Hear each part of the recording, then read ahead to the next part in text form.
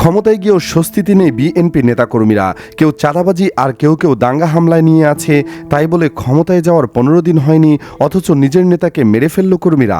দর্শক, শুনতে অবিশ্বাস্য মনে হলেও বাস্তবে তাই ঘটেছে রাজশাহীর চারঘাটে। জানা গেছে, একটি মাহফিলের প্রধান অতিথি করা নিয়ে বিএনপির দুই পক্ষের দ্বন্দ্বের জেরে দলের এক নেতাকে পিটিয়ে খতম করা হয়েছে। রাতে জেলার ইউসুফপুর ইউনিয়নের সিপাইপাড়া গ্রামে এ ঘটনা ঘটে। নিহত ওই নেতার নাম এরশাদ আলী। তার বাড়ি সিপাইপাড়া এলাকায়। তিনি ইউসুফপুর ইউনিয়ন বিএনপির সদস্য। এরশাদ স্থানীয় সংসদ সদস্য আবু সাইদ চাঁদের অনুসারী হিসেবে পরিচিত।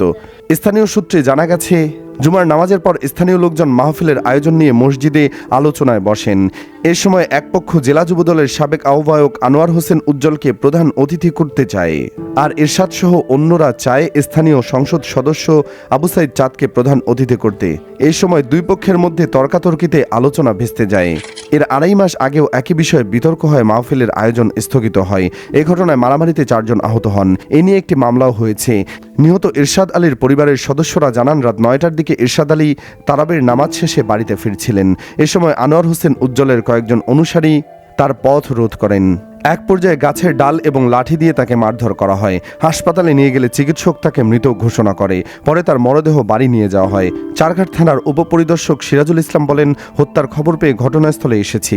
মরদেহের ময়নাতদন্ত হবে। এ বিষয়ে জানতে চাইলে রাজশাহী 6 আসনের সংসদ সদস্য আবু সাইদ চাঁদ বলেন, এটি একটি অনাকাঙ্ক্ষিত ঘটনা। এর সঙ্গে যারাই জড়িত থাকুক তাদের আইনের আওতায় এনে দৃষ্টান্তমূলক শাস্তি দেওয়া হবে।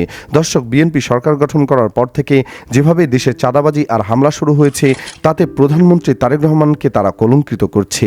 জীবন হারানো ওই নেতার পরিবার কি সঠিক বিচার পাবে? কি মনে হয় আপনার? কমেন্ট বক্সে জানিয়ে দিন আপনার মূল্যবান মতামত। ধন্যবাদ।